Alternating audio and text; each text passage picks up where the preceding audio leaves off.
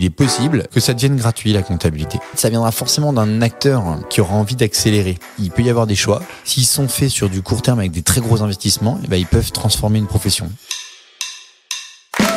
Si toi aussi tu penses que l'expert comptable est un facteur clé de succès pour les entrepreneurs, alors tu es au bon endroit. Bienvenue dans l'Accounting Business Club, le podcast dédié à l'écosystème comptable au sens large. Dans chaque épisode, vous retrouverez des parcours inspirants d'experts comptables, d'entrepreneurs, d'éditeurs. Le tout, c'est qu'à chaque fois, vous puissiez retrouver des actions concrètes pour vos entreprises. Parce que c'est comme ça qu'on est chez Booster Digital. Je m'appelle Alexis Lama et j'ai fondé l'agence Booster Digital il y a 5 ans. Notre rôle, il est de vous permettre de développer vos entreprises sereinement.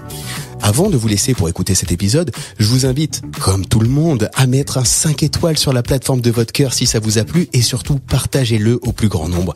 Parce que plus on sera nombreux à faire évoluer nos entreprises, plus on sera heureux au quotidien. Je vous souhaite une très bonne écoute et je vous dis à très vite.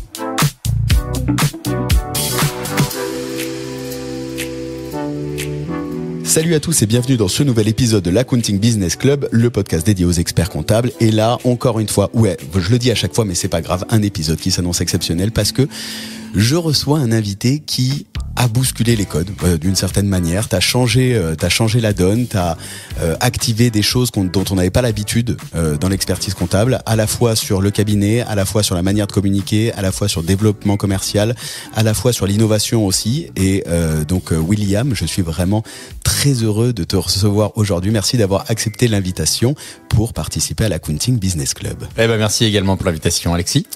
Au menu de cet épisode, je te dis un peu le plan, sachant que je ne t'ai pas prévenu avant, donc je suis très heureux de te le faire découvrir. On va revenir un peu sur ton parcours. Moi, j'ai envie qu'on comprenne en fait comment t'en es arrivé à avoir monté Compta Clémentine.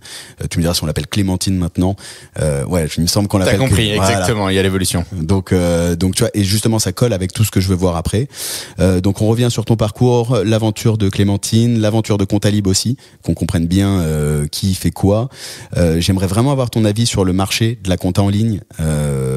Et ce que ça peut devenir derrière quand on voit tout ce qui est en train de se bouger, le business model de Clémentine et de Comptalib, la place de l'IA dans le cabinet, ta vision sur l'avenir de la profession, et tout ça dans une conversation qui va durer 1 heure et quart. On reste efficace, et au milieu de tout ça, je me permettrai de te poser quelques petites questions que ma communauté de clients de l'Accounting Business Club m'a envoyé quand je leur dis, en fait, quand on fait un podcast, tu vois, je leur dis tiens, je reçois là en l'occurrence hier, je leur ai dit tiens, je reçois William qui a des questions.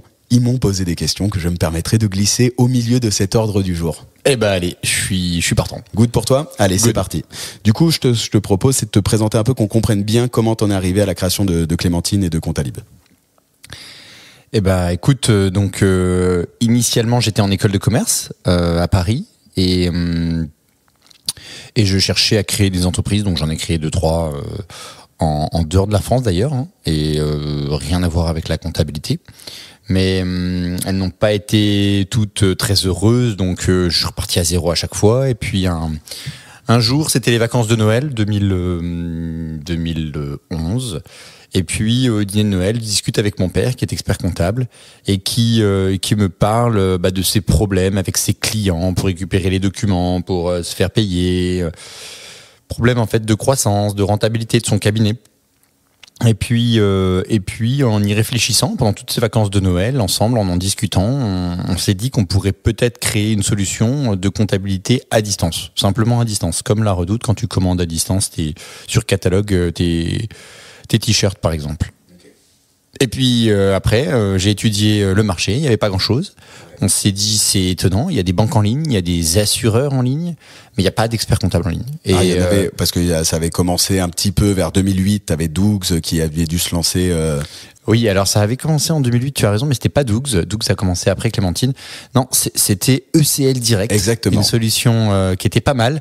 Et c'est vrai que c'était le seul. Et ils avaient un peu d'avance parce que 2008, 4 ans, ils avaient eu le temps de construire une offre. Mais c'était la seule solution. Donc eux, c'était vraiment les pionniers, les défricheurs. Et puis on s'est dit, pourquoi pas faire quelque chose d'assez semblable au début. Il n'y avait pas trop d'innovation.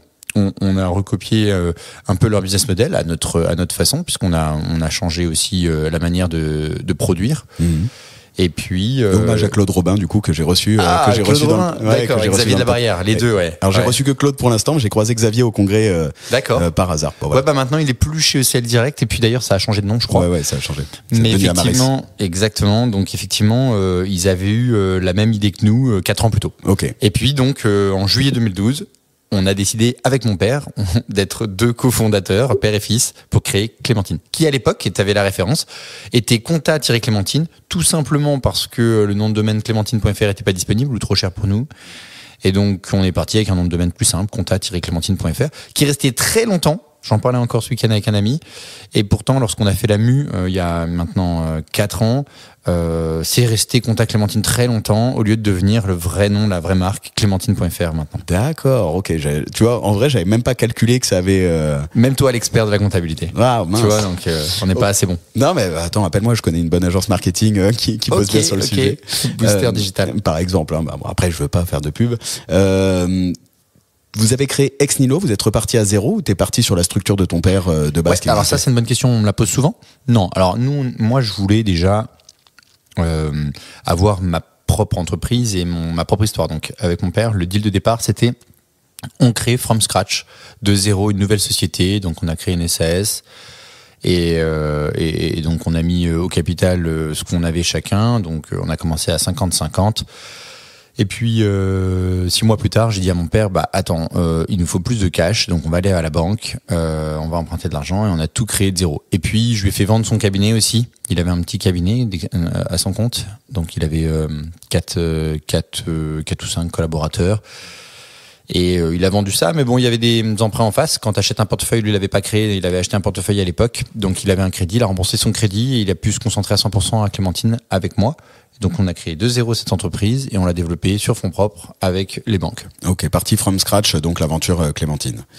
Ça donne quoi Clémentine? Donc lancé 2012, c'est quoi un peu les premiers chiffres parce que les premières années il y avait une forte croissance, le coût d'acquisition était pas si élevé que ça à mon avis. C'est quoi un peu les stratégies que tu avais mis en place?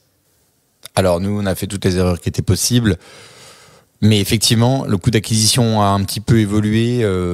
J'ai vu évoluer en 12 ans maintenant, parce que 2012-2024, ça fait un sacré bout de temps qu'on a développé. Les gens nous disent que c'est tout récent, mais non. Ça fait un long moment qu'on travaille sur la solution. Et nous, on a travaillé énormément le marketing. Donc moi, j'ai commencé par le recrutement. Ma première mission chez Clémentine, c'était de créer une équipe. J'ai énormément passé de temps à faire des entretiens d'embauche, à travailler les processus de RH, de suivi de période d'essai, d'intégration, d'onboarding de chacun des nouveaux collaborateurs, et puis de validation des périodes d'essai.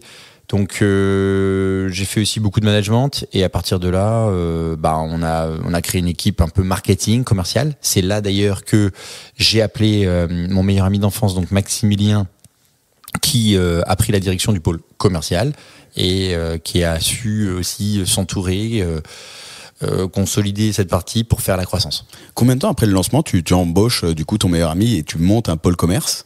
Ouais, alors on avait un an après la création, il m'a rejoint et c'était presque le hasard, un dîner d'anciens camarades de classe de lycée. Et puis on se voit le soir là et je discute de ce que je faisais parce que on discutait pas trop de nos business quand on se voyait, c'était plutôt de la rigolade. Et là, ça intéresse beaucoup de monde au dîner, des lycéens, des anciens lycéens.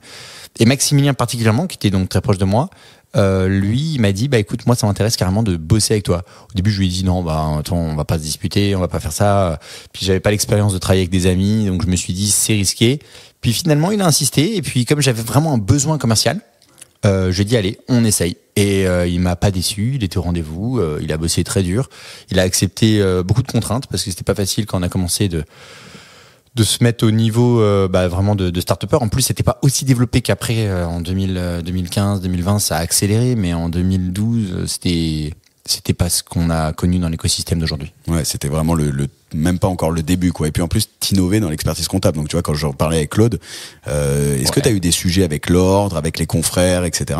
Ah ouais, alors peut-être que eux, ils en ont eu. Je sais plus s'ils m'en ont parlé, mais parce que je suis assez proche aussi d'eux. Nous, oui, bien sûr, on a eu beaucoup de sujets avec l'ordre des experts comptables. Au début, ils ont eu un peu peur de ce qu'on a fait. Déjà, la marque Clémentine dans la profession comptable, c'est un peu étonnant, c'est même détonnant. Et donc, ils nous ont consultés, ils ont voulu savoir quelles étaient nos intentions, qu'est-ce qu'on allait faire. On n'avait pas non plus un plan kamikaze, c'était pas le terrorisme, donc a priori, on avait juste l'ambition de capter des clients et de produire leur bilan. Ça, c'était la première étape. Ensuite, bien sûr, il y a des contrôles de routine, donc on a eu droit à tous les contrôles de routine pour qu'ils vérifient qu'on produisait bien en termes de déontologie, contrôle qualité, en termes de déontologie, respect de la déontologie. Puis on a des échanges très réguliers. Alors il y a eu des moments plus intenses que d'autres, mais maintenant on a des échanges extrêmement réguliers, presque tous les jours, avec toutes les instances de l'ordre, jusqu'au conseil sup de l'ordre d'ailleurs. Et on a des très bons rapports avec eux, mais on n'a pas toujours eu ces bons rapports parce qu'il a fallu se faire connaître, savoir qu'on était là pour durer et qu'on n'était pas là juste pour prendre des clients et repartir, comme c'est le cas parfois de certains experts comptables. Mais là, nous, on n'est pas du tout dans cette dimension, on fait du long terme et c'est d'ailleurs pour ça aussi qu'on n'a pas levé de fonds. Et quels sont les gros changements que tu as vus, tu vois, au cours de ces 12 années? Tu te lances, donc on a 2008 le lancement d'ECL, toi tu arrives en 2012 dans cette... Personne entre les deux, entre 2008 et 2012, personne ne s'est lancé derrière ECL. Ah ouais, ils étaient restés seuls pendant... Seuls, ouais. Ce qui explique plein de choses, et d'ailleurs je réinvite à écouter et l'épisode et lire le livre de Claude Robin où il parle de toute cette période qui est vraiment passionnante.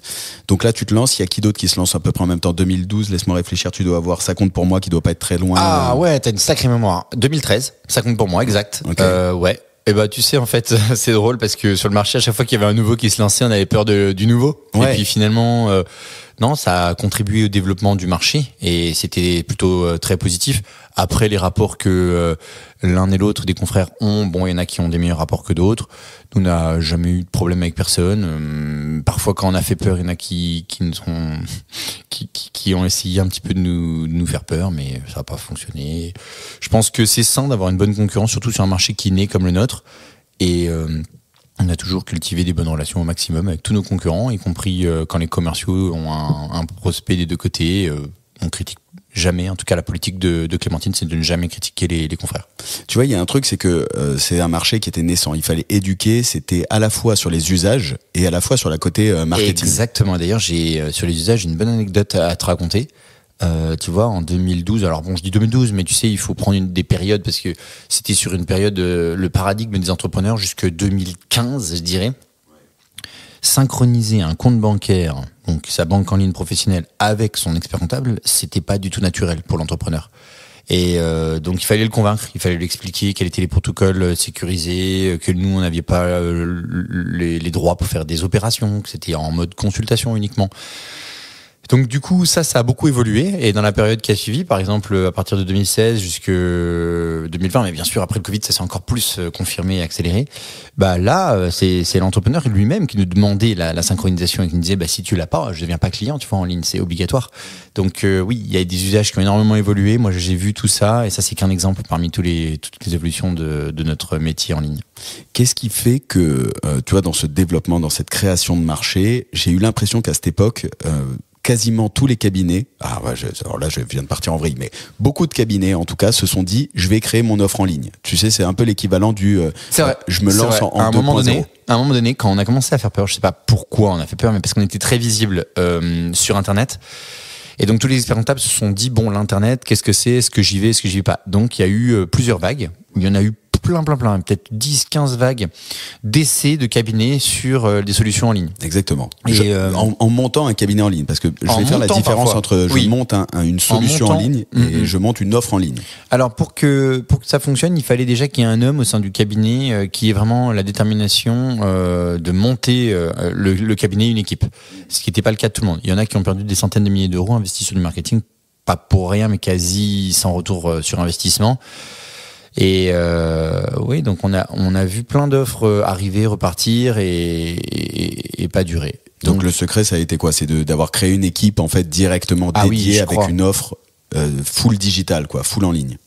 Alors c'est toujours plein d'éléments. La secret sauce, c'est difficile à donner, mais oui, déjà il faut vraiment avoir une vision et être sûr de sa vision, croire en la solution en ligne et au marché de la comptabilité en ligne.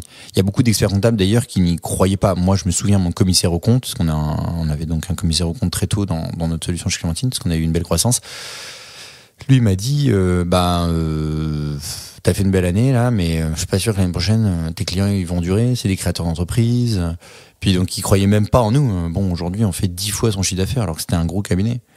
Et on a vu plein d'experts comptables ne pas croire à la solution. Même d'ailleurs à l'ordre des experts comptables, les premiers c'était les experts comptables parce que les experts comptables de l'ordre, ils recevaient parfois des questions des confrères qui disaient mais est-ce que eux respectent la déontologie et pourquoi souvent parce que nos offres en fait elles étaient à des prix plus bas, plus abordables si je veux dire. Que ceux des confrères, donc que celles des confrères, donc ça faisait peur, voilà. Et il a fallu, je pense, 5 ans pour que Clémentine, moi je parle que de notre acteur, mais tous les autres acteurs du marché ont eu sans doute les mêmes histoires, qu'on soit considéré comme déjà un vrai confrère, un vrai cabinet d'expertise comptable, par les confrères, je parle, hein, parce que les entrepreneurs eux, ils n'avaient pas de soucis là-dessus, mais on a eu donc un vrai moment de mise en doute par tous nos confrères, toute la profession, même au congrès parfois. Mais il se trouve que nous on y a toujours cru. Et je pense que un des secrets, donc pour revenir à ça, c'est de croire et d'avoir la vision dans le business model. Et ensuite, après bien sûr dans le personnel, tu l'as dit, c'est la première chose. Il faut créer une équipe. Nous on s'est consacré à ça et j'ai passé des milliers d'heures à la création d'une équipe. Et aujourd'hui, j'ai une équipe formidable. Vous êtes combien aujourd'hui On est 300, on est 300 collaborateurs. Sur le groupe Clémentine et Comptalib. Ouais, sur le groupe. Okay. Tu m'ouvres la porte. Tu parles à la fois de vision, à la fois de business model. C'est quoi aujourd'hui le business model de Clémentine ? Le business model c'est tout simple. Clémentine c'est une solution de comptabilité en ligne où tu par abonnement, donc tu prends un forfait. Il y a différents forfaits avec la comptabilité. Si tu as des salariés et que tu veux qu'on gère la paye, on rajoute forfait comptable, forfait paye. Et puis on fait le juridique. Donc chaque année il y a le PV d'AG, il peut y avoir des transformations dans ta société, on les gère aussi. Donc nous c'est des abonnements, voilà, et on paye au C'est intéressant, c'est-à-dire que tu as mis le modèle SaaS. T'as mis le modèle d'abonnement sur l'expertise comptable ? C'est ça, donc c'est un modèle SaaS finalement, hybride, puisqu'on a quand même de l'humain, donc c'est pas 100% software, on donne une solution software, d'ailleurs faite maison, à disposition de l'entrepreneur, mais il a toujours le contact humain avec un comptable dédié qu'il peut joindre par mail, par téléphone, par visio. À quel moment t'as développé l'outil ? Tu vois, parce que t'avais, donc on va dire ECL qui avait développé Fizen, assez rapidement. Il y avait Time d'ailleurs, maintenant que j'y repense, t'avais l'expertcomptable.com. Alors oui, l'expertcomptable.com, ils n'étaient pas cabinet en ligne. Ils avaient un blog qui fonctionnait bien et qui captait des clients, mais dans leur cabinet physique. Donc ils avaient des cabinets un peu dans toutes les villes de France, avec différents noms. Et ils ont transformé cette offre-là bien des années plus tard. Mais donc, ils n'étaient pas comme ECL Direct, qui était vraiment avec l'ambition, qui portait cette ambition, en tout cas, d'être 100% en ligne. C'était pas le même business model. Donc, vraiment, le pionnier, je considère que c'était ECL. Et nous, on a enquêté derrière eux. Mais l'expert comptable, c'était loin d'après. D'accord. Mais ils avaient développé, tu vois, leur outil Time. Ah ouais, par contre, ils avaient développé comme Fizen, leur propre logiciel, exactement. C'est ce qu'Arnaud nous racontait aussi dans l'épisode. D'accord, formidable. Je connais aussi bien Arnaud, une très belle réussite dans la profession. Ah, magnifique. Alors franchement, je te ferai écouter, je t'enverrai le lien de l'épisode qu'on a fait ensemble, super intéressant. Et volontiers. Et en fait, tu vois, à quel moment toi tu t'es dit je vais développer mon outil et ce qui donnera, j'imagine, Comptalib ou comment c'est quoi l'histoire derrière tout ça ? Écoute, nous, non, l'outil, on l'a développé donc on a créé Comptalib avec un autre nom, on a changé de nom en cours de route, mais en 2014. C'était premier développeur en 2014. Silexpert. Silexpert. Silexpert, il y avait le jeu de mots, voilà, Silex, Expert. Ok. Ouais, et oui, donc on a développé notre propre logiciel parce qu'on voulait pas prendre de solution, en fait, sur le marché. On avait quand même une solution métier pour les collaborateurs pour faire le bilan, éditer le bilan en fin d'année, mais pour toute la pré-comptabilité, c'était notre propre solution, donc on l'a mis en place très rapidement. Au début, on a sous-traité avec des développeurs externes. Ensuite, je me suis dit non, on va créer notre propre équipe et on a bien fait parce que j'ai créé une équipe très solide qui est toujours là, presque 10 ans après. Donc on a développé Comptalib. Alors, le business model de Comptalib, c'est autre chose que celui de Clémentine, puisque c'est le logiciel qui est utilisé par Clémentine.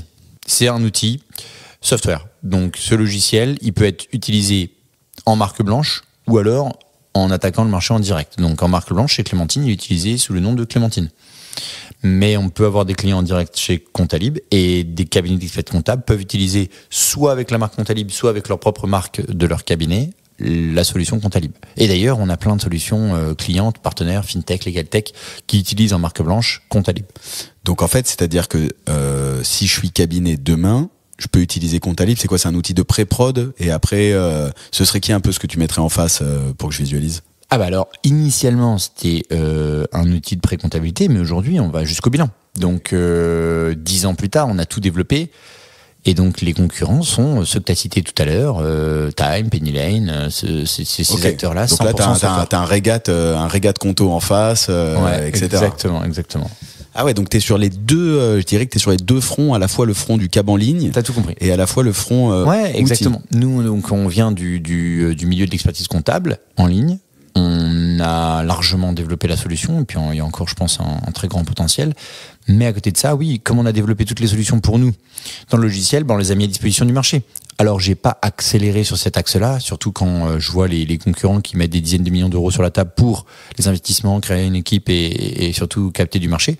Mais je pense que le marché est très gros, que y a plein d'acteurs dans les logiciels de comptabilité avant ceux qui viennent d'arriver, qui sont arrivés après Cegid et qui se sont fait leur place. Je pense à Agiris, je pense à CD avec Cador, et qui sont quand même des leaders aujourd'hui. Donc moi j'ai mon temps. Contalib, ça sera un leader plus tard. Clémentine, c'est un des leaders. Contalib prendra plus de temps parce que je ne partage pas aujourd'hui le gouvernail de mon bateau.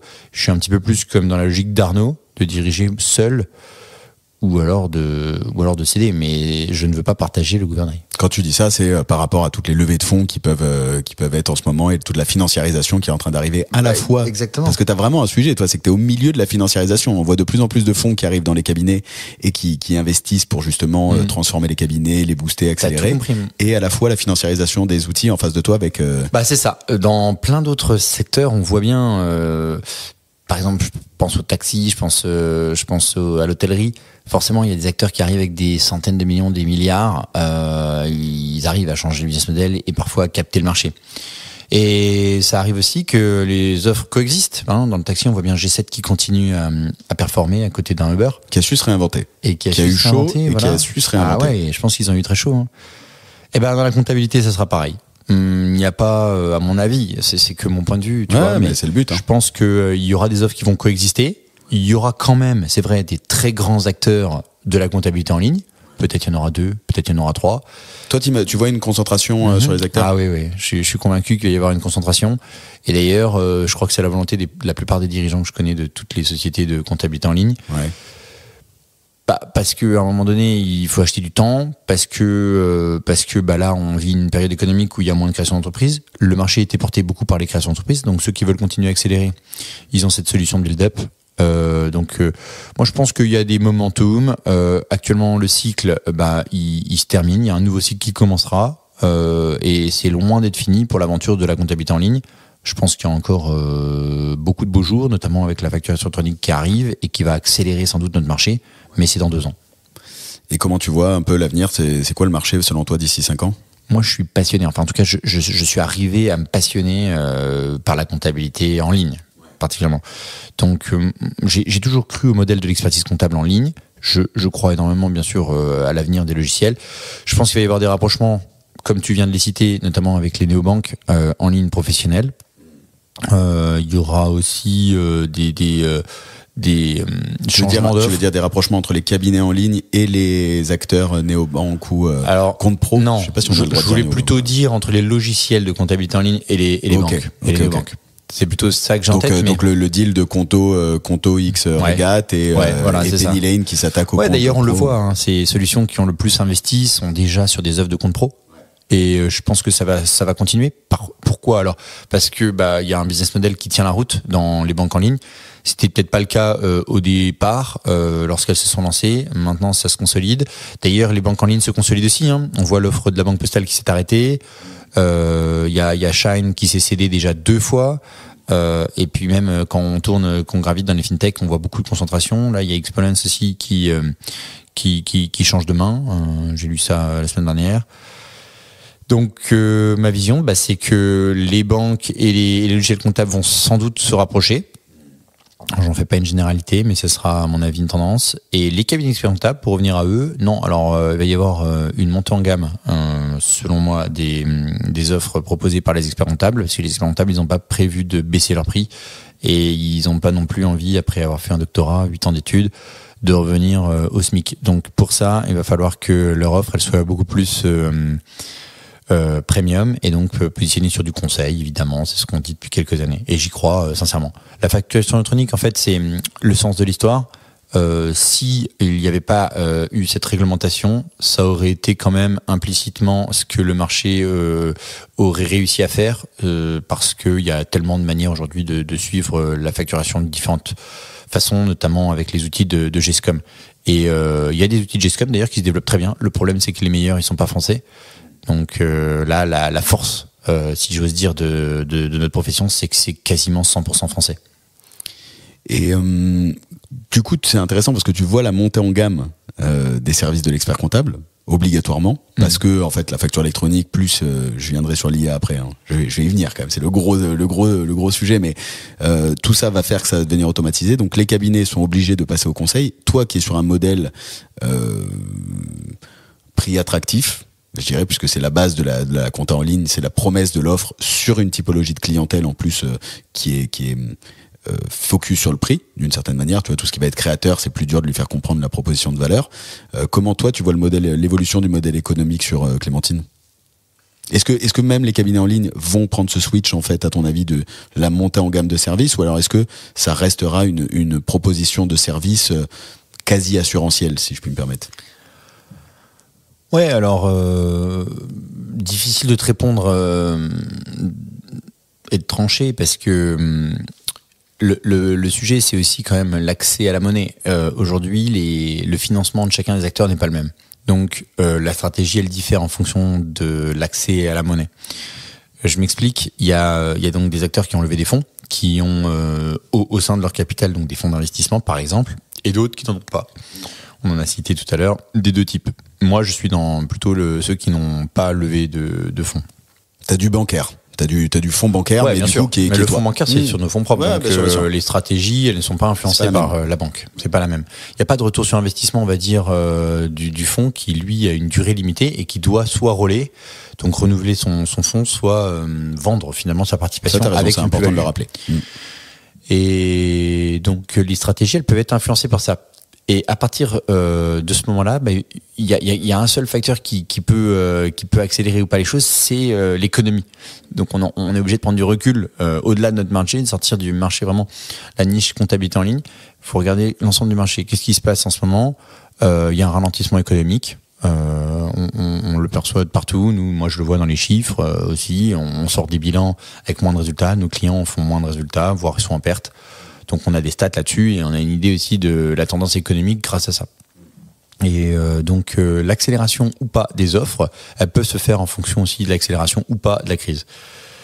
Donc te répondre clairement sur est-ce que les experts comptables en ligne vont augmenter leur prix ou pas, ça va dépendre de leur taux de croissance, de leur volonté ou pas d'avoir de la croissance ou de maintenir des marges élevées. Moi je pense, en tout cas pour ce qui est de Clémentine, qu'il y aura une tendance à conserver des prix bas.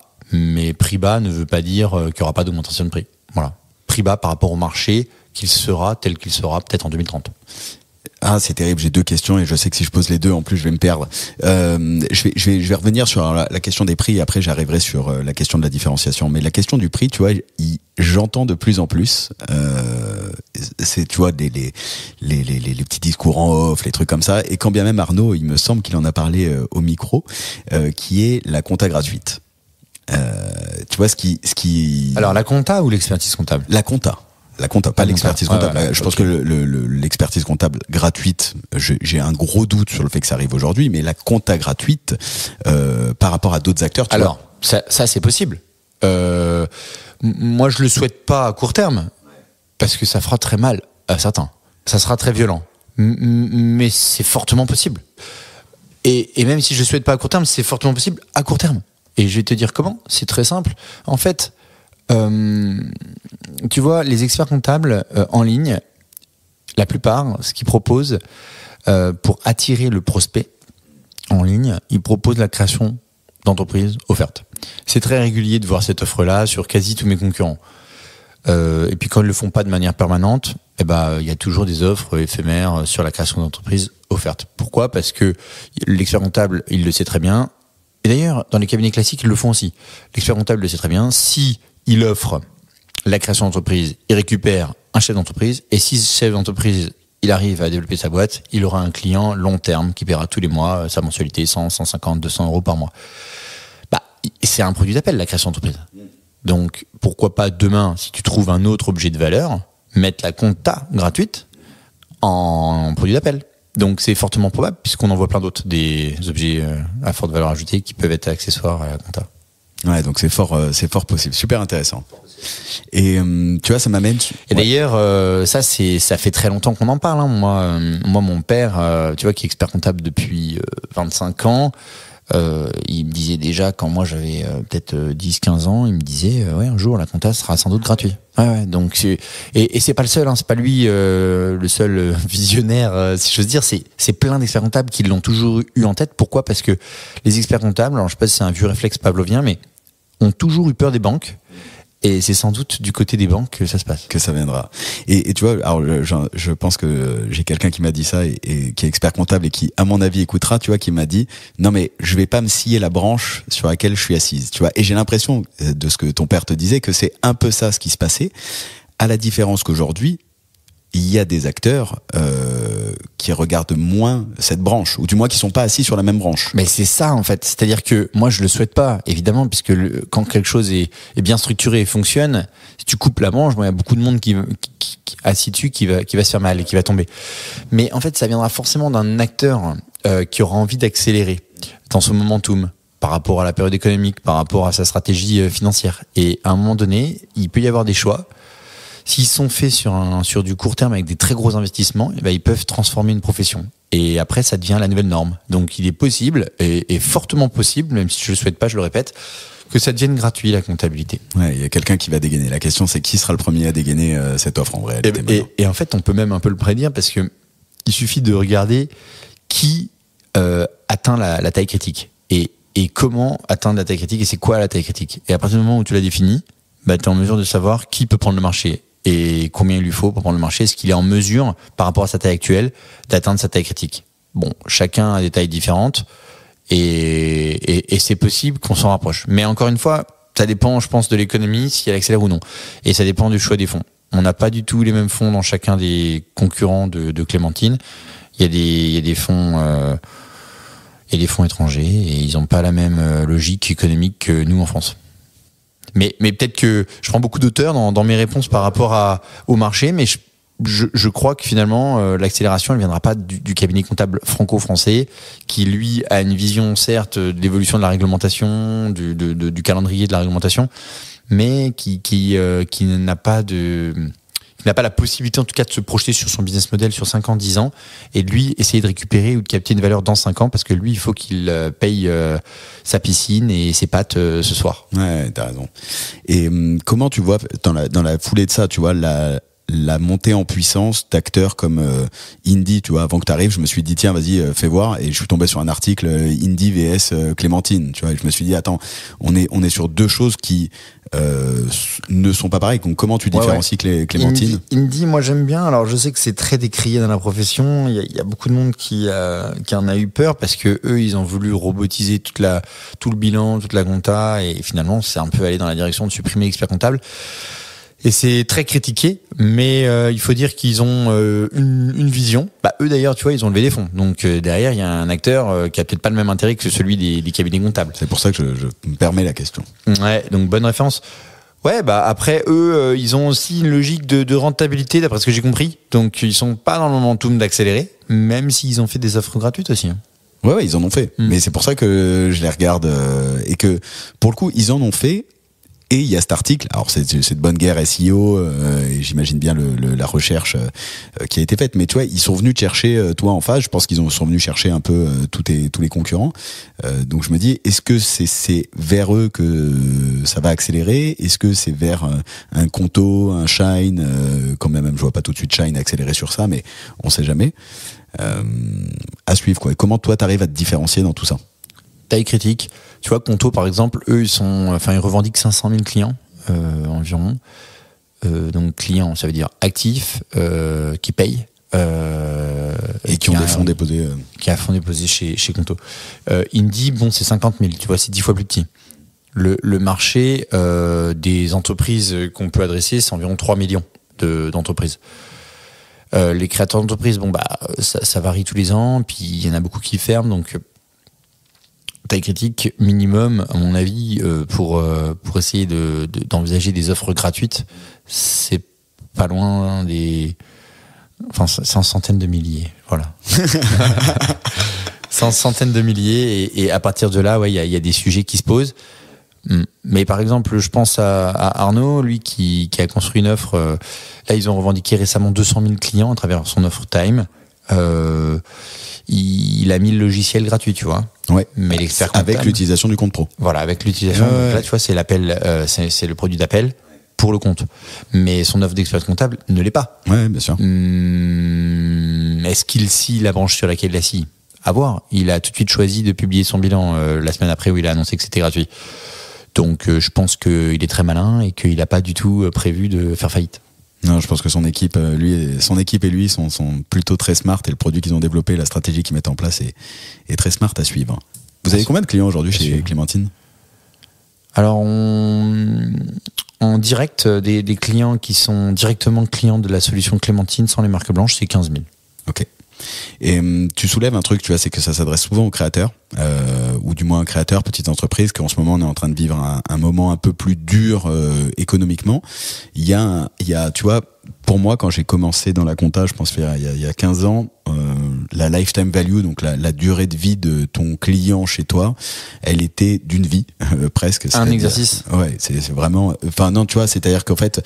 D'une vie 30 ans et 40 ans, d'accord. Ouais, tu vois, c'est-à-dire que l'entrepreneur, il créait sa boîte à 35-40 ans, il allait chez son expert comptable, et quand l'expert comptable partait à la retraite, il partait lui aussi. Ensuite, je me suis développé, donc au moment où j'avais échangé avec Maximilien et que j'étais dans le cabinet GMB à Paris, tu vois, on était sur une durée de vie qui était plus proche de 10 ans, 5 ans, et comme c'était, donc je te parle de ça devait être 2013-2015, je pense que c'était aux alentours de 2015, donc tu vois, il y avait la montée en puissance des offres en ligne, et qu'on le veuille ou non, les offres en ligne ont accéléré la durée de vie du client. T'as un plus gros churn, parce que plus habitué, déjà plus digital, donc plus habitué à changer, plus habitué à chercher sur Internet. C'est quoi aujourd'hui, selon toi, la durée de vie d'un client ? Chez Clémentine, la durée de vie, c'est presque 3 ans. D'accord. Tout petit peu en dessous. Ouais. Ouais. Et donc, du coup, je suis d'accord avec toi. Évidemment, la durée de vie, elle a diminué, inévitablement. Mais elle a été compensée par aussi une augmentation pléthorique du nombre de clients. Parce que finalement, il y a 10-15 ans, il y avait moins de création d'entreprises qu'aujourd'hui. On a atteint le million d'entreprises créées, avec aussi les statuts entrepreneurs. Mais finalement, il y a eu une explosion de l'engouement vers l'entrepreneuriat. Donc c'est assez compensé, je crois. Ah, intéressant, c'est-à-dire que oui, ça sort, mais en fait, t'en as quand même toujours des nouveaux qui rentrent, et toujours plus des nouveaux qui rentrent. Alors voilà, mais la problématique, c'est quand même, du coup, quand t'as la value qui diminue en temps, c'est d'augmenter ton ROI, parce qu'il faut que tu sois rentable, pas le premier jour, mais presque, tu comprends. Si ton client il est rentable que la 3e année, mais qu'il est plus là, quand est-ce que tu manges des pâtes ? Sachant qu'en cours de ces dernières années qui se sont passées, ton coût d'acquisition, donc combien ça te coûte de rentrer un client, a considérablement augmenté par rapport à 2013-2014 quand tu t'es lancé, quoi. Ouais, alors il faut prendre des pincettes sur ces chiffres-là, mais effectivement, il y a un coût, on va dire, net, c'est le marketing, c'est le coût d'acquisition net, puis après il y a tous les frais d'infrastructure, parce que tu vois, quand tu as une énorme entreprise comme nous, nous il y en a plein de collaborateurs qui sont pas rentables directement, qui produisent pas. Donc, tu veux dire quoi, les fonctions support, les markets, les RH, tu vois, tout ce qui va permettre de faire fonctionner l'ensemble du bateau, on a énormément de faux frais.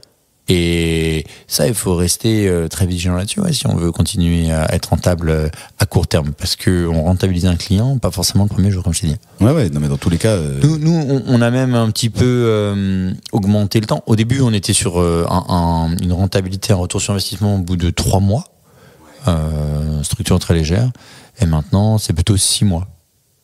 Ok, donc tu as 6 mois d'investissement. Ok, sur ton coût d'acquisition. Il faut que le client reste. Ouais, faut que le client reste. Mais c'est dans tous les business models. Hein. Après, bon, nous, ça a un petit peu augmenté. Peut-être que ça rebaissera. Ça dépend aussi de la concurrence. Il y a des moments où, forcément, on est obligé d'investir plus sur le coût d'acquisition, qui, comme tu l'as dit, a beaucoup augmenté. Le coût d'acquisition marketing, il peut varier aussi selon le moment de l'année. Ceux qui investissent en août, par exemple, ils vont payer moins cher leurs clients que ceux qui investissent en septembre. Sachant qu'en septembre, c'est la période sur laquelle tu peux changer d'expert comptable en général. Voilà, donc là, ça coûte très cher. Là, c'est bombardé. Bon, après, il y a aussi la notoriété. Nous, on a un phénomène qui fait que en naturel, les gens nous trouvent. Et dans le référencement, ils cherchent une marque qui a déjà eu un petit peu d'historique. Donc, ça nous porte. Ouais, ça te pousse, hein. T'as le SEO, plus après t'as le ads qui va tourner, et t'as quand même ton équipe commerciale qui tourne derrière. Ouais. J'ouvre la porte de l'IA. T'as ouvert la porte de la facture électronique. C'est quoi la place de l'IA? Qu'est-ce que tu vois la place de l'IA chez Clémentine et Contalib? Comment tu vois la place? Qu'est-ce que c'est pas vraiment français? Alors, nous, aujourd'hui, l'IA, on s'en sert. On fait bien sûr du machine learning, de l'ECR. On a toutes les technologies embarquées pour se servir de l'IA disponible. Nous on fait le matching, toute la comptabilité de trésorerie, elle peut être générée par de l'IA jusqu'aux déclarations de TVA. En engagement aussi, c'est plus compliqué. On fait les deux comptabilités, les deux types de comptabilité, ce qui n'est pas le cas forcément de tous les acteurs. Tu fais engagement et trésor. Voilà. Ok. Type de compta, créance dette, type de compta, débit crédit. Ok. Donc nous, l'IA, on s'en sert pour justement faire la pré-comptabilité, faciliter le travail, le tri des documents, la saisie parfois, même en engagement. Donc on peut aller très loin en fait dans l'IA. Mais le problème, quand on se sert de l'IA, c'est-à-dire que moi j'ai connu toutes les étapes de son évolution des dernières années, et on voit que finalement on peut sortir le bilan avec l'IA. Mais la question, c'est quels arbitrages on accepte de mettre ou pas dans le bilan. Et aujourd'hui, nous, on a fait les choix de conserver quand même de l'humain qui va arbitrer sur les bilans, parfois sur les déclarations de TVA avec des seuils d'alerte. Donc, on reste semi-automatisé, on donne pas la main 100% à l'IA. Mais pourquoi pas? Mais il faudrait que ça soit accompagné aussi par la réglementation. Pourquoi pas demain, comme pour la facturation électronique, se servir de la réglementation pour pouvoir 100% automatiser. Mais alors là, on revient au sujet d'avant. Si on parle là-dessus, c'est sûr et certain que tout le monde passe en gratuit. Ouais, t'en as un qui va tirer. Il y en a un qui va tirer, tout le monde va se mettre en gratuit, et ensuite, il faudra trouver d'autres services à vendre. C'est quoi justement ces services que tu imagines qui pourraient être vendus là où la personne fera la compta gratuite? Bon, il y a des choses très simples, mais je pense tout le secrétariat, la domiciliation, etc. Mais je pense que ça n'a pas assez de valeur ajoutée. Donc oui, on se tourne vers la banque. La banque. Mais tu vois, la banque, quand j'entends la banque, les comptes pro, je comprends le côté compte pro, c'est-à-dire, oui, ton client, il va te déposer 50, 100 000 sur son compte, la trésor de son entreprise, et toi, tu vas gagner les taux d'intérêt, et lui, il le sait pas que tu gagnes. Mais ça, tu vois, c'est comme tout, c'est-à-dire que ton client, final, il le sait pas que tu gagnes sur ça au début, puis en fait, au final, ça va vite se savoir, parce que de plus en plus de monde en parle. Et s'il le sait, ça changerait quoi? Moi, je suis OK, s'il a la compta gratuite, mais ça veut dire que, voilà. Non, mais regarde, Google, tu sais bien qu'il revend tes données, et tu utilises le moteur toute la journée, le moteur de recherche toute la journée pour trouver les meilleurs. C'est vrai qu'il me connaît. Il te connaît bien. Il sait quand est-ce que tu t'es marié, quand est-ce que tu as eu un gosse, il sait toutes les recherches que tu as faites depuis des années. En fait, l'histoire sera la même, elle se répétera dans le B2B. D'ailleurs, elle s'était déjà répétée. J'ai l'impression que c'est évident, même si tu sais comment ils gagnent l'argent, si tu décaisses pas, t'acceptes. Ouais, non, mais là, à la limite, en plus, c'est OK et ça va. Mais demain, ce sera la même histoire pour les voitures. Par exemple, là, il y a quelques jours, il y a Elon Musk qui a sorti son robot taxi. Bon, ça nous refait penser à son business model. Lui, il dit que ça sera gratuit. Et d'ailleurs, c'est le cas déjà de d'autres acteurs. Il y a Amazon qui te propose, si tu prends l'offre Prime, d'avoir tous les robots Prime gratuits. Donc, il propose un taxi automatique, sans humain. Le taxi, il vient te chercher comme Uber, sauf qu'il n'y a personne dans la voiture, et c'est gratuit. Donc, je fais pas leur pub, mais c'est pour te dire, il y a quelque chose d'autre derrière. Ils te vendent quelque chose. C'est de la data. Donc là, ce sera la même chose. Et d'ailleurs, si on parle de l'offre bancaire, finalement, elle est gratuite aussi. Parce que tu vas pas payer un abonnement non plus pour avoir ta carte bancaire. La plupart, d'ailleurs, c'est leur produit d'appel, c'est d'offrir une Black Card ou une Gold Card gratuite. Ouais, bien sûr. Sur les comptes en ligne, ça sera la même chose, et sans doute que ce sera la data qui sera revendue en mode publicitaire à d'autres qui voudront te vendre un berceau quand t'as un bébé.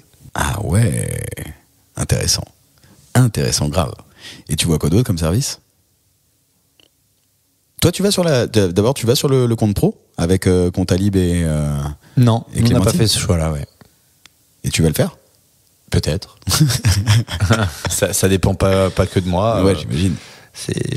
On a beaucoup réfléchi à ça avec mes équipes. Nous, on estime quand même que ce qui est important pour durer, c'est d'être rentable. Donc, tant que la rentabilité de cet investissement-là, il est à trop long terme, on ne le fait pas. On a été approché énormément par les acteurs qui proposent des solutions, parce que pour devenir établissement bancaire, il y a des solutions intermédiaires. Et on a choisi de pas y aller. Pourtant, on a été du CIA pendant des années. On a même créé une équipe à un moment donné pour mettre en place un POC et voir comment ça se passait. Mais il y a aussi pas mal de réglementation là-dessus. Donc, on estime qu'on n'a pas atteint la taille critique dans la comptabilité en ligne pour le faire.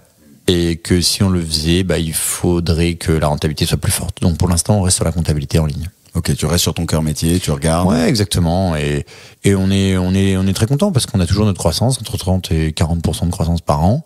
Depuis 6 ans, et puis avant on avait même des taux de croissance encore supérieurs, donc on va continuer, je pense, à faire de la croissance. Il est possible d'atteindre 100 millions de chiffre d'affaires, tu vois, sans pour autant aller là-dessus. Évidemment qu'à un moment donné, si ce qu'on a évoqué tout à l'heure arrive, tout gratuit, il faut passer à l'offre bancaire, bon, ça peut se faire en quelques mois, donc on n'est pas trop inquiété par ça. Moi, je suis plutôt focus sur la facturation électronique. Ouais, c'est ça ton vrai. Ouais, ok. Je pense va être le grand prochain virage. Elle a déjà été reportée une fois. Bon, elle est censée arriver. D'ailleurs, là, les plateformes de PDP ont été certifiées par Bercy il y a quelques semaines, à la fin de l'été. Donc, ouais, c'est plutôt ça mon sujet. Moi, j'ai envie de bien produire. On travaille beaucoup nos solutions, nos processus de production. Pourquoi pas, mais tu vois, c'est pas mon urgence. Et c'est vrai que tous les acteurs n'ont pas fait ce choix-là, même les acteurs très avertis. Je pense à Dougs, à Keobiz, et parfois il y a des partenariats qui peuvent se faire. Donc pour se lancer sur un nouveau business, Apple par exemple, ils développent pas tout. Ils ont pris OpenAI. Voilà, t'as la référence. Donc pourquoi pas Clémentine prendre une solution, tu vois, qui existe, et ça pourrait être très rentable aussi comme ça, sans pour autant se mettre en risque et remettre 10 millions sur 5 ans dans des investissements qui sont pas sûrs d'être rentables, et en plus qui dépendent des aléas économiques, voire même politiques ou géopolitiques si on va encore plus loin. Ouais, c'est clair. Bon, moi je suis entrepreneur et je prends mes risques, mais je les réfléchis en bon père de famille. Ouais, parce que tu restes autofinancé d'une certaine manière. Bah ouais, donc exactement. Tu viens pas cramer du cash et. C'est ça. Je suis pas en mode suicide. C'est pas pile ou face. Je fais pas du poker. C'est une activité, bon, déjà que j'ai développée à la force du poignet. On a travaillé très dur. Je respecte le travail et je pense que on va pas mettre tout ça au feu. Donc non, il y a pas la possibilité de repasser en négatif. Moi, je vais pas brûler mon compte de résultat, et j'ai envie de garder de la croissance. Donc aujourd'hui, c'est pas mon moment, c'est pas ma problématique, et ça le sera peut-être pas tout de suite.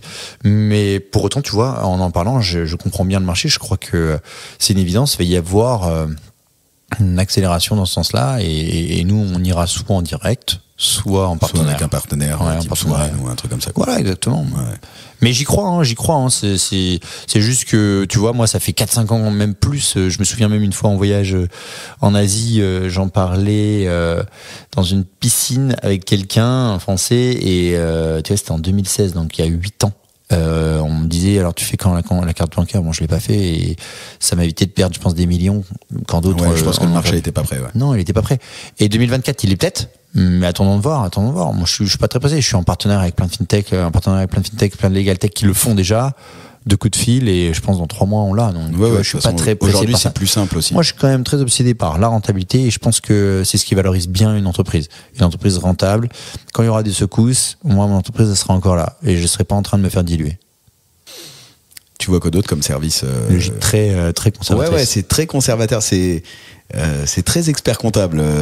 Ouais, je m'inspire d'Arnaud. Hein. Il a eu aussi la logique là, et il a la plus belle réussite de notre profession. Ouais, ça reste une gestion très saine. Je vais venir après sur les questions d'entrepreneurs du coup que j'ai pu lui poser. Non, mais juste pour finir un peu sur ça, parce que je vois que le temps file quand même. Ce serait quoi donc le compte pro? C'est un des services en plus. Tu vois quoi d'autre comme services qui peuvent arriver si la compta est gratuite demain? Qu'est-ce que tu proposes chez Clémentine si demain un acteur vient couper la branche? Il y a l'assurance. On sait que les assureurs gagnent beaucoup d'argent. Courtier en assurance, c'est pas mal. D'ailleurs, on a déjà des partenariats là-dessus. Et chacun des confrères en ont aussi. Donc, je crois que c'est possible que, mais tu vois, banque, assurance, souvent liées. À mon avis, il y a pas mal de choses à faire là-dessus. Tout ce qui est mutuel, RC Pro, multirisque, ça peut être énormément de valeur ajoutée, avec toujours un modèle SaaS récurrent. Tu vois, donc c'est très fort. Il y a plein d'autres services qui viendront derrière, sans doute qu'on n'imagine pas encore. Mais qui arrivent très vite. Tu vois, ce dont j'ai l'impression, c'est par rapport à quand tu t'es lancé 2012. Le temps, j'ai comme l'impression que le temps s'est accéléré au cours des 4-5 dernières années, tu vois, tant sur la concurrence qui a poussé à l'innovation. Tu vois, bon, on va prendre un Indie qui est venu rabattre les cartes, mais tu as Conto t'as Penny Lane qui est arrivé en tant que cabinet, s'est sorti du cabinet, mais qui a changé la donne. C'est complètement lié à l'accès à l'argent. C'est-à-dire, l'IA, c'est une question d'accès aussi à la monnaie. Si il parle de centaines de milliards, voire de milliers de milliards, j'entendais Sam Saltman dans une interview à Davos qui expliquait qu'il lui fallait 5000 milliards. Il s'est pas trompé sur les chiffres. Ouais, il était sérieux. Pour développer une IA avec OpenAI tel que il l'envisageait, donc avec des centaines de serveurs, avec énormément d'énergie derrière, parce qu'il faut produire ça, même avec des micro-centrales nucléaires. Et d'ailleurs, BlackRock a fait un partenariat avec Microsoft récemment pour investir 100 milliards dans la création de data centers.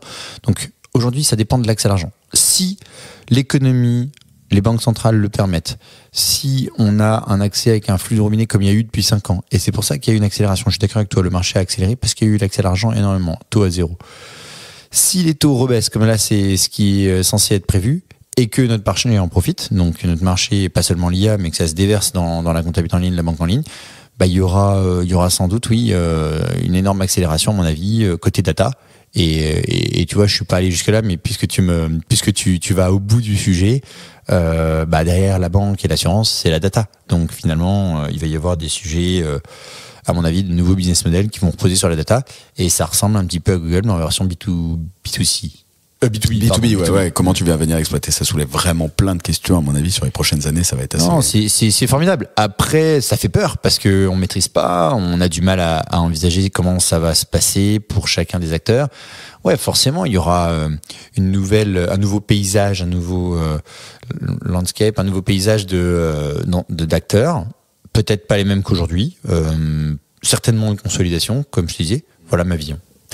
Comment tu drives, tu vois, ta boîte aujourd'hui, tu as 300 personnes qui évoluent dans cet écosystème en pleine transformation, où on voit des nouveaux acteurs popper avec beaucoup de moyens, et en même temps quelques freins à résistance au changement. Comment toi tu les drives, vers quoi tu les orientes, ou tu leur dis Clémentine, ou le groupe Clémentine sera dans 10 ans? Alors, moi, je suis entrepreneur et je me passionne pour les projets que je développe avec les équipes que je crée. Ce qu'il y a, c'est qu'il faut réussir à transmettre sa vision. Depuis le départ, moi, j'ai toujours défendu une vision où on était indépendant, où on était une start-up en croissance, où ça bouge vite et on sait s'adapter. Donc, les équipes que j'ai emmenées avec moi, c'est des équipes flexibles qui sont prêtes à tout remettre en cause s'il le faut pour s'adapter. Et ça a été une des clés d'ailleurs de notre réussite. C'est pour ça que les équipes sont restées très longtemps à mes côtés. Maximilien d'ailleurs en est le meilleur exemple. C'est mon bras droit qui est d'ailleurs voilà maintenant aussi opérationnel que moi sur tous les secteurs. Il n'est pas resté que dans le service commercial. Il maîtrise tous les services du groupe. Et on a ensemble partagé cette vision, construit ensemble le business model, et puis les équipes elles suivent parce que quand elles voient qu'il y a une vision et qu'elles la comprennent, qu'elle est assez claire, on arrive bien d'embarquer les managers, les directeurs de service. Comment toi tu progresses à la fois perso, tu vois, et entrepreneur? Tu fais beaucoup de choses, tu drives une boîte qui est du coup 30-40% de croissance par an sur les volumes dont tu as évoqué, ça représente du monde, tu as 300 personnes, tu as 2 projets à minima connus, sortis de terre, j'imagine qu'il y en a 2 autres. Comment tu progresses toi, et comment tu manages tout ça? Alors, je pense que ce qui est important, dans la vie, c'est la vérité. Je pense que on a besoin d'être dans des relations de confiance avec les personnes avec qui on travaille et de se dire la vérité. C'est pas toujours facile et parfois il faut du courage, ce qui est pas la vertu de tout le monde. Mais pour envisager les choses à long terme, il faut vraiment être dans des relations de vérité. Et donc moi, j'ai à cœur de construire des relations de confiance fortes avec les personnes avec qui je travaille. Donc comment je fais ? C'est simple. Je suis transparent. Je communique beaucoup. Je suis toujours dans la communication et je transmets toutes les informations. Je fais pas de rétention d'informations sur la gouvernance de mon entreprise avec mes équipes de confiance.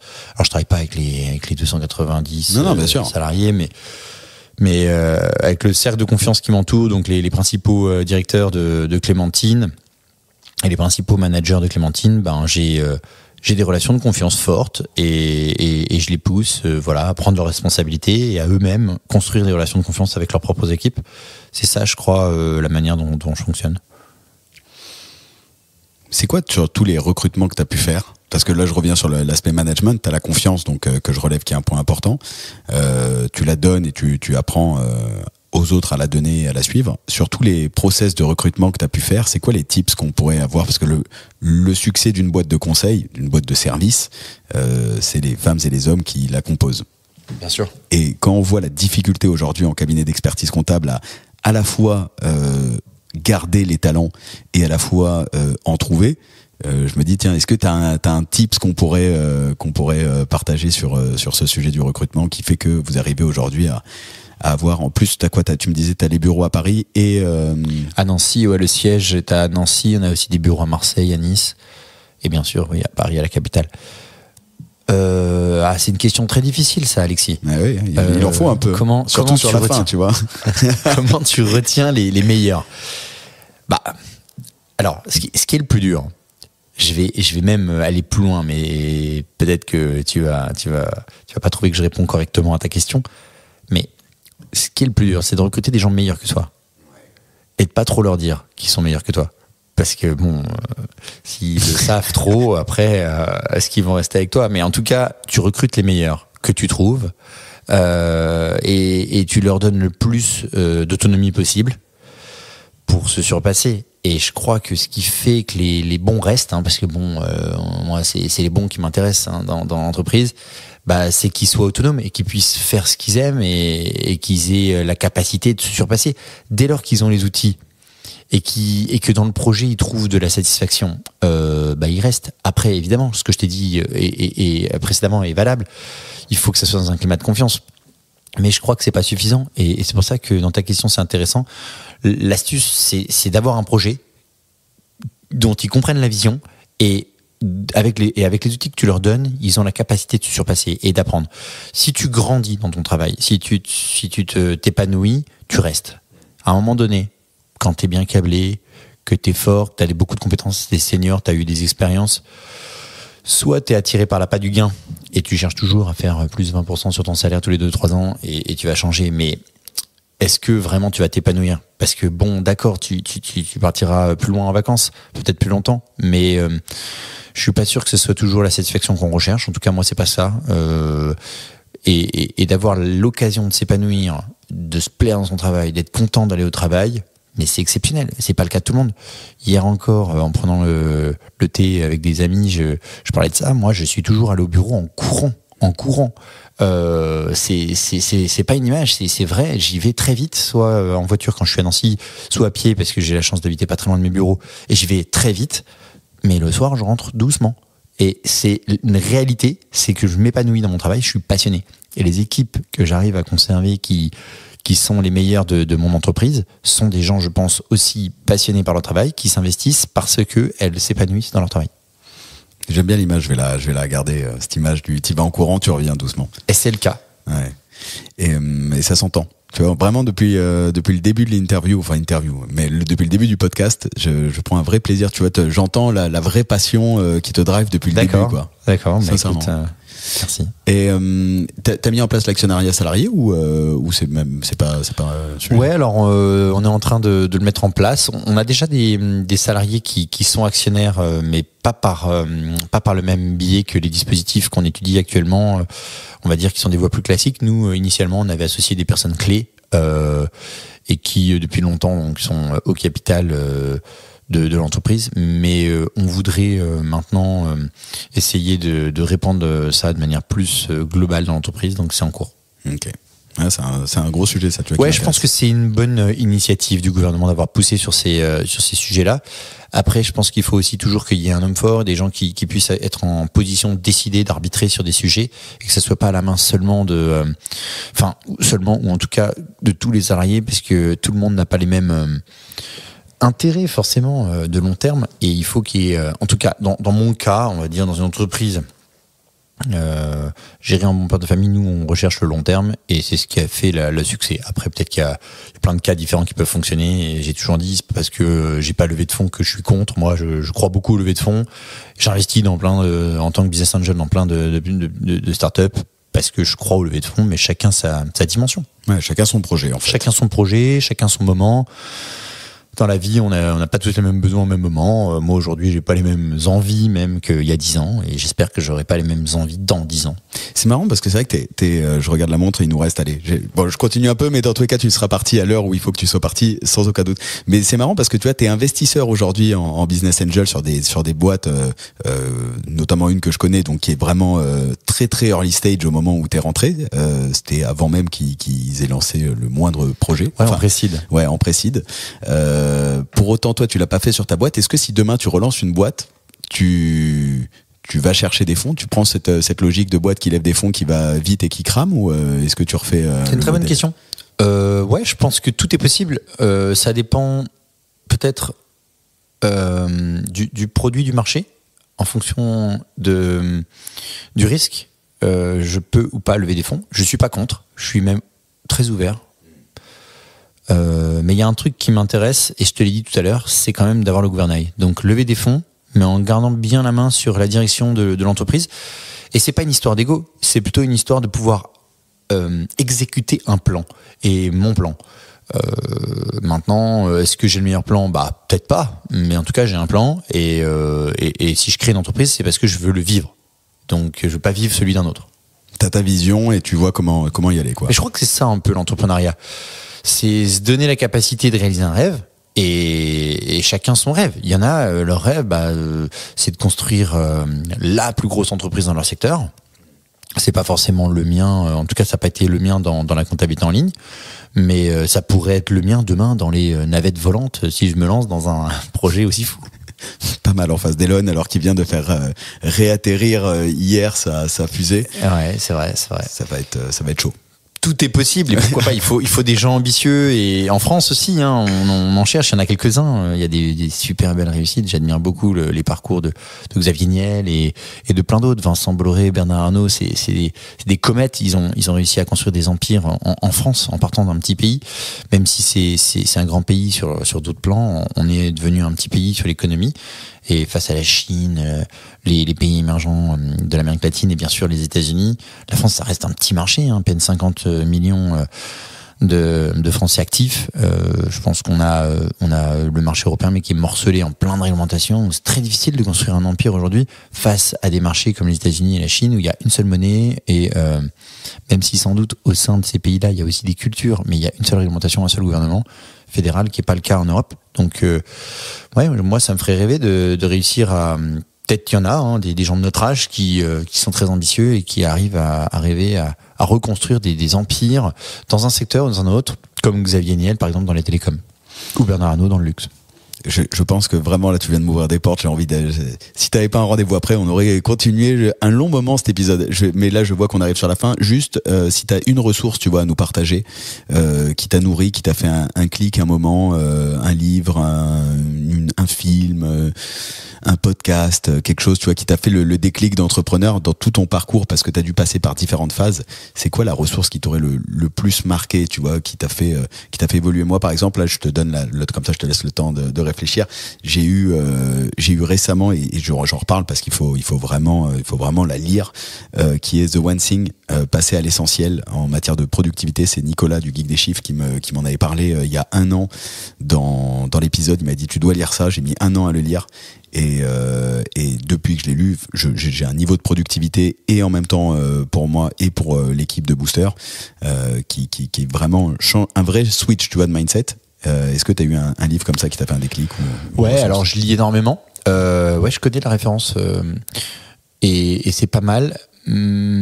Alors déjà, il y a les rencontres. Je le dis avant de donner un livre, mais faire les bonnes rencontres, c'est forcément super important. Donc si tu as l'occasion, et je parle surtout à tes auditeurs, de rencontrer un entrepreneur inspirant, ça peut être par tous les biais, hein. C'est les mêmes passions, c'est le même secteur ou pas du tout. Mais inspirant, ça veut dire que tu comprends comment il a développé son entreprise et qu'est-ce qu'il en a fait, et est-ce que ça lui a apporté du bonheur ou pas. Donc moi j'en ai rencontré beaucoup et j'ai eu cette chance-là assez jeune. Déjà au lycée, je connaissais des entrepreneurs très inspirants, des papas de copains par exemple. Et ensuite aussi en prépa, j'ai rencontré pas mal d'entrepreneurs et puis maintenant encore j'en rencontre. Donc ça c'est très inspirant et ça me motive beaucoup pour me surpasser. Quand je vois ce qu'ils font, parfois je me dis bah ouais, moi j'ai pas encore réussi tous mes rêves. Et après, ouais, bien sûr, il faut lire des bons livres. Alors, je vais te citer un livre, mais qui est peut-être pas le meilleur, mais en tout cas, il m'a bien inspiré dans le développement de Clémentine. C'est L'entreprise du bonheur de Tony Hsieh, qui a développé l'entreprise Zappos. Et tu vois, quand j'ai lu, je crois même que je l'ai relu 2 fois. Je l'ai fini, je l'ai relu juste après. Ouais, c'est le genre de livre qu'il faut relire pour être sûr de ce que tu as lu. C'était trop sympa. Alors, il partageait à la fois sa vie perso et pro dans l'ensemble du livre. Et je me souviens que ce qui m'avait marqué, c'était la manière qu'il avait de développer son entreprise en pensant en permanence à 2 choses. Alors, la vision un peu comme Amazon, client, mais aussi salarié. Et il parlait beaucoup de cette partie à l'intérieur de l'entreprise, de comment il faisait pour que ses salariés se sentent bien dans l'entreprise, d'ailleurs le nom du livre, l'entreprise du bonheur.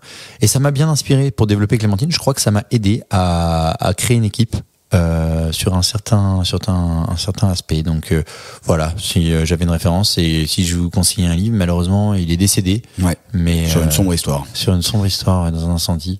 Mais c'était à mon avis un grand entrepreneur et ils se sont fait racheter d'ailleurs par Amazon. Ouais. Et c'est une bonne ref qui est simple à lire en fait, qui est pas, ça donne pas plein de conseils. Il raconte. Ouais, il y a pas besoin d'être entrepreneur. Il y a pas besoin d'être entrepreneur. Ouais.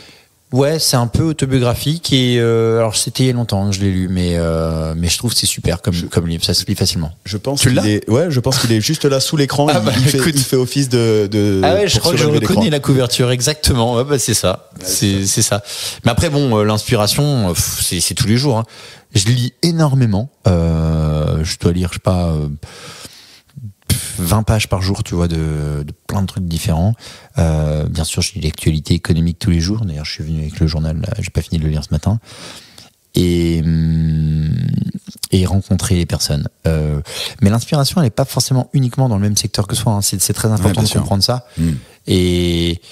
Et aussi, si c'est possible, d'être dans d'autres secteurs que le sien, c'est même mieux parce qu'on peut faire des parallélismes et c'est souvent valable. Ouais, tu vois vraiment ce qui se passe ailleurs et tu te dis tiens, de toute façon les industries se transforment tellement qu'il y a plus de code. Enfin, les codes se prennent, même tu vois le code B2C peut arriver dans le B2B et tu vois comment tu fais le mix de tout ça. Clairement, en permanence. On le voit par exemple dans la mode. Tu vois, je suis souvent inspiré. Je regarde beaucoup ce que font des créateurs de mode. Je sais pas si j'en cite, mais il y en a qui m'inspire énormément.